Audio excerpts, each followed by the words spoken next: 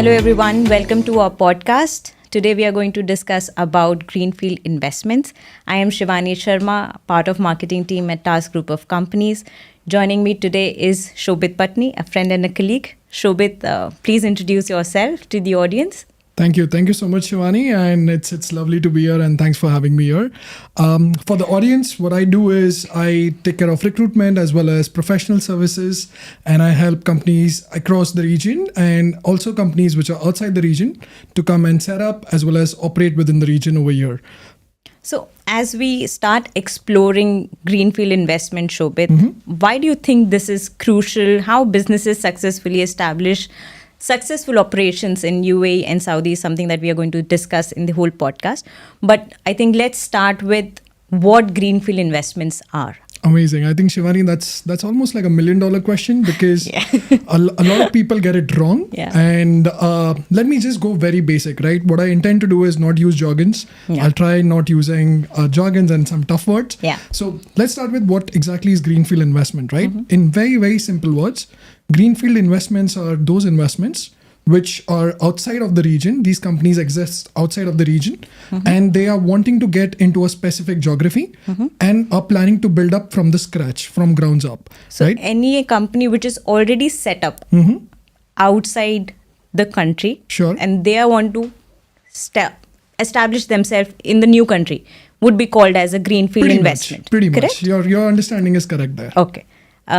But how is it different from any other business strategy or business investment? Great, right. No, and I think that's a very crucial question, right? Because there are several forms of investments that exist.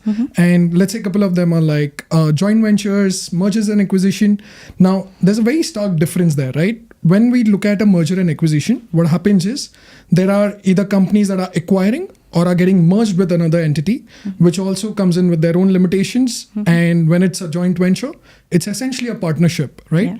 Whereas a Greenfield investment is something which is going to be built up from scratch, from grounds up, right? That's where the main differentiation between these forms of investments. But why would somebody not choose a defined route and choose like a Greenfield investment route? Surely. No, I think that's again a very important question, right? And that's something where a management as well as different boards, they take a decision on why they would go and pick up a Greenfield route. Essentially, there are three main reasons, right? And I'm going to try keep it more specific and keep it more relevant for this particular region, which is the GCC, and more specific for UAE and Saudi. Three main reasons why an investment would be set up in the form of a Greenfield is one, it helps you maintain full control, right? It's end-to-end full control, whereas operations, brand, as well as policy setups can be completely controlled at your end. That's one, right? Two, you can also tailor up processes that work for you in other regions, and then you can also customize them basis whatever your guidelines are, right? And third, and the most important one, it also helps you leverage several incentives that are being launched both in UAE and Saudi for these investments. And that's where it becomes a very attractive means to sort of come into the market. Okay, quite interesting. If I may ask the next question, Greenfield investment, why do you think it is important for businesses today? Why any business owner would think of doing a Greenfield investment? Amazing. And I think, okay, the way I would probably answer this, right, is let me give you a quick context first as to what has been really happening around here in this very region. And I'll try to give you an answer in one go, talking about both UAE and Saudi, right? Very interestingly, I have some facts and data for you as well as for the audience. In 2023 alone, UAE was able to bring in $30.7 billion worth of Greenfield investment. 30.7 billion. Yes, that is correct. Wow. Now, and it's not just that, right? It gets more interesting. That has been 33% increase from the year 2022. Wow. Right? Wow. There's more to it. As of 2023, UAE ranks second in the world in terms of Greenfield investments. More than 1,300 investments were brought in, and it only follows US in terms of the ranking, right? So there's a very conducive environment around what's happening here in the region. One, when it comes to UAE. At the same time, if we talk about Saudi, I think the world has been witnessing a whole new level and wave of growth. Absolutely. Saudi has a vision. Again, it's been following the vision of 2030, where it's completely transforming the way the country is and the way country is looking at future, right? their main goal towards this 2030 vision is to bring in more than $100 billion in terms of greenfield and FDI investments year on year. And that's the goal they intend to hit. Right. And this is aligned with the Saudi Vision 2030, is it? That is very true. That is aligned with 2030. And similarly, even UAE has a vision of 2031.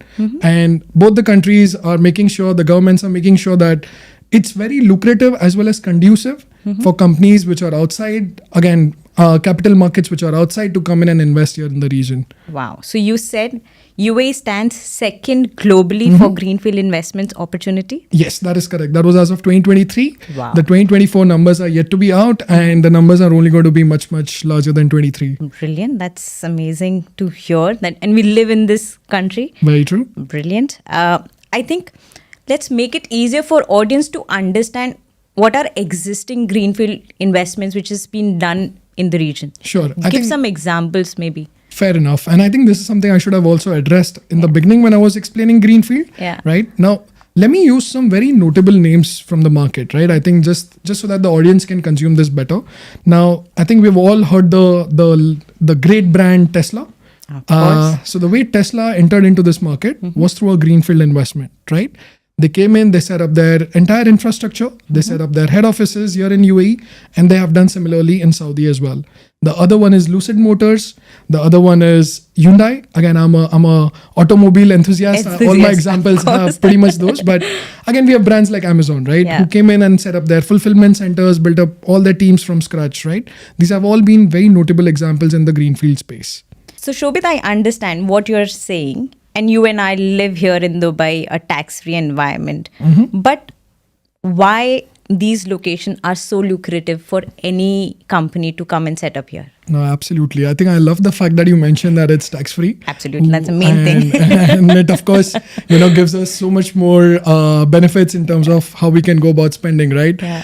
But yeah, having said that, it's actually the way governments have sort of set this up for companies, right? There's some very specific points in terms of how and why it is so beneficial for the companies, right? And I'm just going to break it down for you and the audience in terms of why these are those ideal hotspots. Number one is the strategic location, right? Both UAE and Saudi, if you look at the global landscape and the global map, it's right in the center, right? It gives you as a gateway into the Middle East, as well as the larger African regions, which are all upcoming and developing, right? At the same time, one of the most important things that I would look at for a greenfield investment is the infrastructure which exists here already. And as we know, we live in the city and we know the infrastructure is only developing, it's only getting better. It is so crucial for the operations to run smoothly, right? These are two main reasons why they would do it. There are some more reasons such as government incentives. For example, UAE, now you can have 100% ownership of your business. There are different structures, different free zones which are available for investments and companies to come and leverage. Similarly for Saudi, they have launched several FDI related incentive models, which again companies can leverage from, right? Also then there are some economic factors such as, again, both, like I mentioned earlier, both UAE as well as Saudi, they've been very successful in bringing in this investment. What happens is it has been able to then create a much more larger ecosystem for newer investments to come and flourish in, right? And third and the most important one, every time an investment is being brought into this region, every time a company is being brought into this region, one of the most critical aspects of any business is people. Right? And that's where, when we look at the talent pool and the entire workforce that exists here, one, it's an absolute diverse world. People are getting more and more keen and are inclined towards coming into the region here. We've been witnessing this day in, day out. And that's essentially why these regions become so, lucrative for greenfield investments. So I understand there are a lot of opportunities related to greenfield. From what you have said, I have understood. But I'm sure there must be some risks related to it. There must be some challenges to it. Surely. Would you be able to name a few for the audience? Like, of course. What they have to be careful about? Absolutely. I think if you look at an overall global landscape, right, almost all the major economies that you look at, it isn't really easy to set up something from scratch, right? And while both UAE and Saudi, they have tried to make things as seamless, have tried to make things as much lucrative. Of course, there are some challenges. The good part is, while I will tell you about these challenges, the good part is there's constant effort to make these challenges go away and make it more simpler, right? They have been working day They've in, been day just out. working at it, right? But then, there are some few of them that I'd like to call out. For example, there are some regulatory complexities, right? For example, in UAE, there is something which was just brought up a year back and so, which was corporate tax. Now, today we have 9% corporate tax. While having said that, it is still one of the lowest in the world. Absolutely. Right? Just imagine somewhere it is 30%, Right. you're only dealing with the 9% here. Absolutely, Yeah. right? And that's why when I speak to a lot of entrants who have come into the market, they're actually very happy to be paying this 9% because they're getting a lot of value out of it as well, right? Absolutely, yeah. Similarly, there are some challenges when it comes to having local partners for very specific industries. A lot of industries have been opened up where you can have 100% ownership, but there are some strategic industries where you still need a local partner. Right.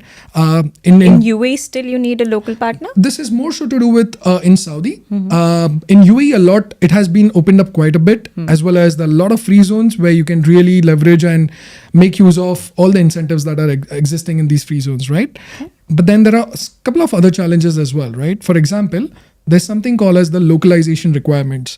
What that means is whenever a company set up here, probably in the mainland, that's when you're required to bring in the local talent force, the nationals from these countries.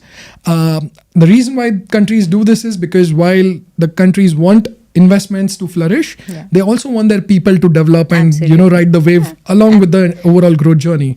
And very rightly so, right? First, your own people should be taken care of, and then slowly and gradually you have the rest of them. And then the third one that I would like to talk about is the initial costs that are brought in, right? Every time a business is set up, there are certain initial costs that really need to be factored in.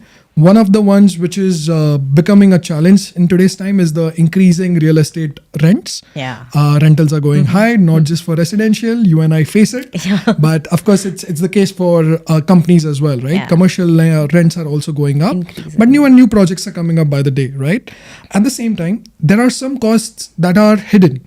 When I say hidden, they are not designed to be hidden, but these are costs that need to be planned better, right? For example, delay in getting your licenses, right? This would have direct implications in terms of you being able to operate in the region. Delay in getting your bank account open. So these are some things that you need to factor in well. You need to plan it well. But these are some things that I would say one as an entity, you need to sort of keep in mind while planning. How much approx time do you think to get a license would take, to open a bank account would take? In any of these countries? It's very interesting, Shivani, right? And I wish I could give you a very straight answer there. But there are, like I said, there are several free zones, right? I know there are free zones which could do it within days for you. There are some free zones that might take weeks, again, depending on your industry, depending on, what sort of nature of business you are. But again, when it comes to banking, the banking laws are a bit more stringent. They like to go about making sure that things are more secured, the money is well protected, the source is well known. So the banking your bank opening could take, sometimes it might even take up to 3 months, right? Now, while you as an investment, maybe you are in Feb 2025 and you're wanting to start operations in, let's say, April, but you have not factored in these smaller aspects of setting up. This is where your costs of setting up might go up as well. Right? But I think, Shobit, you must have helped many companies set up already. You've been in the region for quite some time now. Right. What points, what steps would you define are very critical for any new greenfield investment to come in and successfully set up? Surely. I think, Shivani, let me also give you a quick context there, right? I think one of the things that I've thoroughly enjoyed is while working with these businesses and investments that come in, right? Every time I talk to them, it's almost like I'm going through a MBA case study, right? Because it's like, either a company could be in US or it could be in Germany or maybe India or Singapore, while they're doing very well in their regions. And this is a market that they want to really ace, but there are so many things that need to be factored in, right? And so probably 3 things that I would like to call out. And probably the first one is the most obvious, which is your market research. As a company, as a business, as an investment, you need to make sure your market research is on point. You read it well. You absolutely need to read the market well, right? At the same time, you need to carry out your feasibility study. Look at your behavioral trends, look at your industry trends, look at your competition.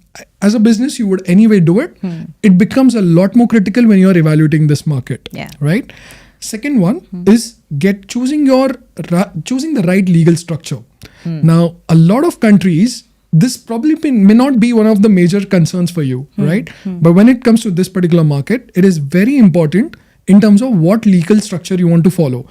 For the reasons being, let's say if you're a limited liability company, or else maybe a free zone company, the benefits that you might get, the incentives you might get will differ, right? So it is very critical. One, you need to really evaluate as to what is your nature of business, what is it that you're bringing to the market, and accordingly, you need to choose your legal structure, right? Okay. And the third one is, of course, like I said, the most important thing, which is people. Absolutely. You have to get your talent as well as your entire workforce planning right, because otherwise it can really be a very costly affair for you, right? And that's where you need to sort of make sure what is it that you're looking for, right? How many people you want on a long-term basis? How many people do you need more on a project basis? So you need to sort of navigate and have this planned through very well, even before you enter the market. Yeah. Okay. I think picking up from what you said, people is the main crux of coming into any new market. Right. Do you think that the talent is available for so much of investment coming in? How is the talent landscape looking like? Surely. I think one, talent is available, but what is something which is very important to note, right? If you go back to my previous stats, there have been so many investments that are coming in. Yeah. What that does is it creates such a heavy demand for better talent, right? So when the demand for talent increases, there's always going to be a heavy competition for it, right? Yeah. So considering that there is a limited talent pool now, right? Everybody is trying to go for the best talent out there. Yeah. So at the same time, one, you will also need to evaluate, let's say if you're a very niche industry, maybe you are into the space of EV. Again, EV as an industry is flourishing now, but maybe if you entered 6 years back, things were different. So the talent landscape is evolving along with the investments that are coming in as well. So today, I think probably this is one of the things that you can make the most advantage of. Being in the center of the world, the ability to attract people and work for you from global geographies is a lot more easier compared to any other region, because again, the government is doing beautifully well in terms of inviting people. Yeah. And Shivani, that is essentially the reason why you and I are here, we right? came here, absolutely. So that's one thing. The other one is on the nationalization. Sorry, like I mentioned earlier, you need to plan and have a real strategy in place in terms of how do you want to go about nationalization, because again, a lot of people are very new to workforce when you're looking at the local talent pool. So you might need to plan in terms of how you're going to uplift them in terms of their learning and development, and then integrate them into your overall ecosystem. So one more question. You mentioned twice that nationalization, localization is something that we have to be conscious about. Is there some guidance, some support which also comes from the government? Oh yeah, absolutely. I think Shivani, maybe I can have like another 1 hour podcast just on this, right? Okay. Just some thoughts for the audience. Very right? true. I mean, for the audience, let me just give a very high level view, right? Yeah. One, like I mentioned earlier, why these governments are pushing for nationalization, right? It is not that they want to create these biases. The simple thought process there is they want to involve their nationals into the workforce, right? Yeah. Historically, nationals have worked predominantly for government companies, but they want them to learn the new businesses, the new way of doing things, and that's where they're trying to bring them into the global world, right? Having said that, what are the benefits? Government has also come up with some benefits for these nationals, both in Saudi as well as for UAE. There are some direct monetary benefits, and then there are some non-monetary benefits even for the companies, right? Yeah. Again, happy to share with the audience. Maybe we can share a link, and there's like enough and more details, which can really be helpful for companies to evaluate this. Okay. I think as we move towards wrapping up the session, what suggestion, guidance would you give for anybody who is considering right now UAE, Dubai, Saudi as a location to start their greenfield investment? Sure. I think, all right. So Shivani, the way I would go about this, right? And this is purely going to be from what I've been told, basis all my conversations with all the businesses that have come in, a lot of investors that I speak to, right? And probably I have 3 points here again, right? The first and foremost would be, you really need to understand the regulation. Right? Yeah. You really need to understand how compliances work here. I think compliance is a critical Absolutely. thing here. It is the most critical aspect. In fact, I have a stat for you.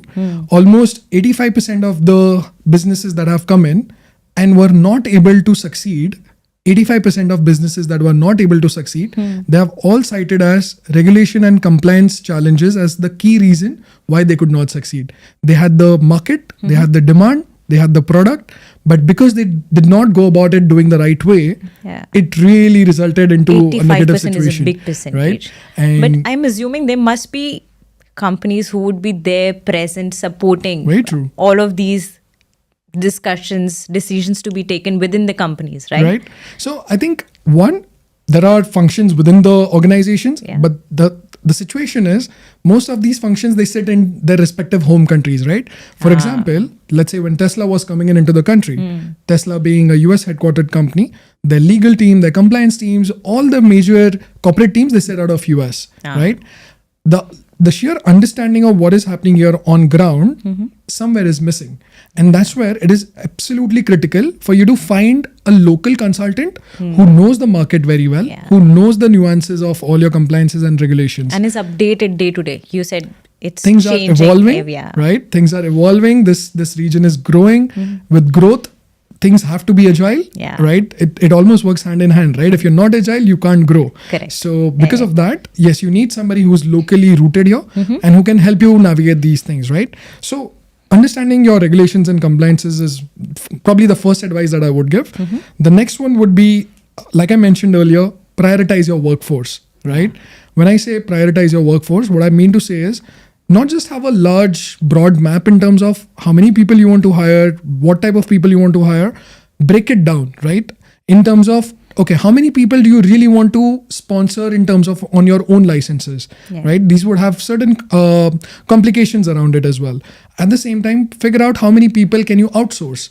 Maybe how many people you might want to do remote, right? Because this region gives you a lot of flexibility in terms of operations. Yeah, you could do a combination of all three put together. And that is where you need to plan this even before you enter the market, right? So prioritizing your workforce on day one is as critical.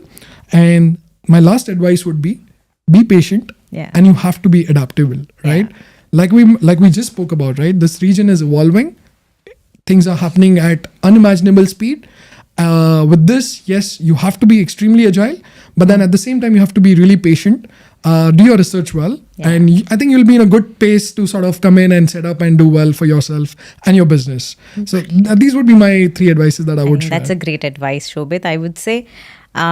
So I think we'll wrap for this session, and this is a never-ending conversation. Very we true. could go on. Very true. But I think for our audience, we could ask them that what is the next around Greenfield investment you would like to hear from us.